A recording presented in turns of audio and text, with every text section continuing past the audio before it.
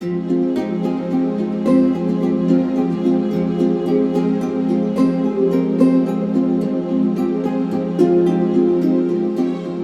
we are going to be working Psalm 119, Aleph, and this is used to keep promises and also to keep promises with our souls. In other words, to stay on the path that we agreed with ourselves that we were going to tread when we came into this life. So it's to keep promises made.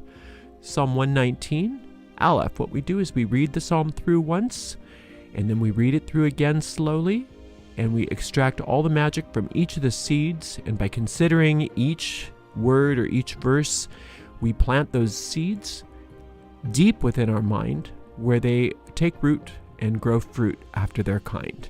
All right, here we go. Psalm 119, Aleph. Blessed are the undefiled in the way who walk in the law of the Lord. Blessed are they that keep his testimonies and seek him with the whole heart. They also do no iniquity. They walk in his ways.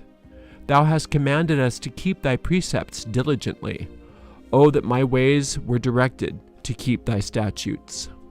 Then shall I not be ashamed when I have respect unto all thy commandments. I will praise thee with the uprightness of heart when I shall have learned thy righteous judgments. I will keep thy statutes. Oh, forsake me not utterly. All right, so when we talk about these things, we talk about them in a magical way rather than a religious way. So the way that we will interpret some of these things may be different than the way that a church or a synagogue might interpret them. All right, so blessed are the undefiled in the way who walk in the law of the Lord. What's the way? Okay, we say that the way is the craft. My teacher in my tradition would call it the way to perfection, and that means that the way, there's only one way with a capital W, but it looks very different depending on what part of the way you're on. So that's why not one person can ever know what the way is for another person. All right, so blessed are the undefiled in the way. And the undefiled for us just simply means that we're not making up our own decisions about what the way is. We are allowing it to be defined for us by Spirit. We are being shown. We step back and let Spirit lead the way rather than us deciding that we know what the way is. So, blessed are the undefiled in the way who walk the law of the Lord. Well, what's the law of the Lord? The law of the Lord is the law of cause and effect primarily. That which, knowing where the cause is in the realm of the invisible versus the realm of effect in the realm of cause. So we are no longer looking to the realm of cause to make changes. We are no longer looking in the realm of effect or the physical realm to make changes. We are going straight to the world of cause, which is the law of the Lord. Blessed are they that keep his testimonies and that seek him with the whole heart. Well, what are the testimonies of the Lord? The testimonies of the Lord are the understandings of what the qualities of God are. So if you're thinking in terms of what the qualities of God are, some of them are perfect love, perfect trust, infinite joy, infinite intelligence, etc. The principle of life itself, divine truth. So when you are contemplating those things, you're keeping his testimonies.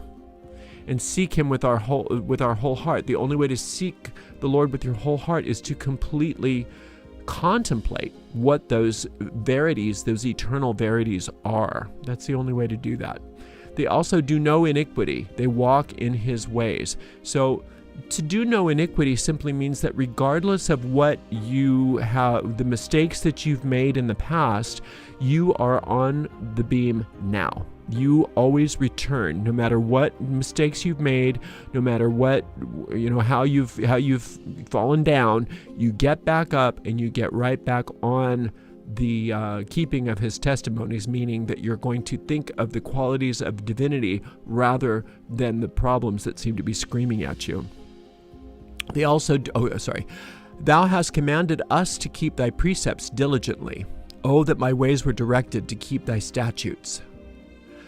So God has commanded us to keep his precepts diligently. So if you were looking at the Bible as law, then all those little things in the Bible you would be doing. And that's not what we are talking about magically. We're not talking about those little, thou shalt not as something that you do in your daily life. What we're talking about, keeping God's commandments and his precepts diligently, is the exact same thing that we started out with, is being contemplative of the qualities of God, looking to God rather than looking to the world, right? So that we understand that where cause is and where effect is, and we are constantly coming back to the world of cause, not trying to rearrange the world of effects. That's how we keep his precepts diligently.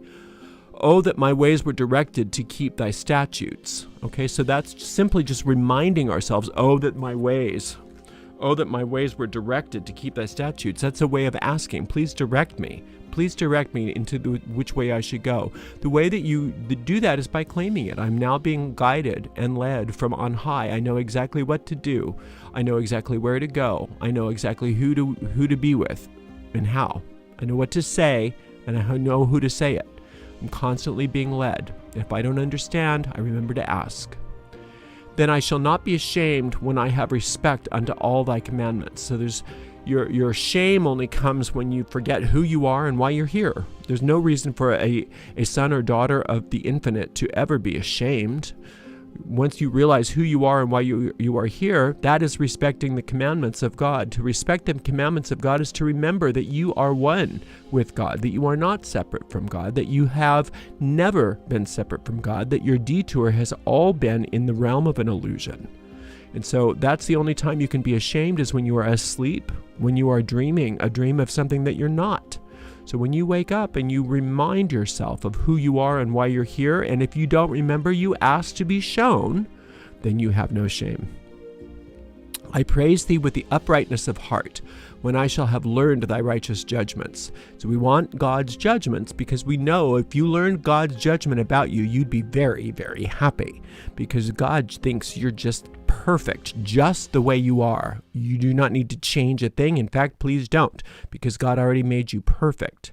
So that's how you praise with an uprightness of heart, is you remember who you are. You are a God.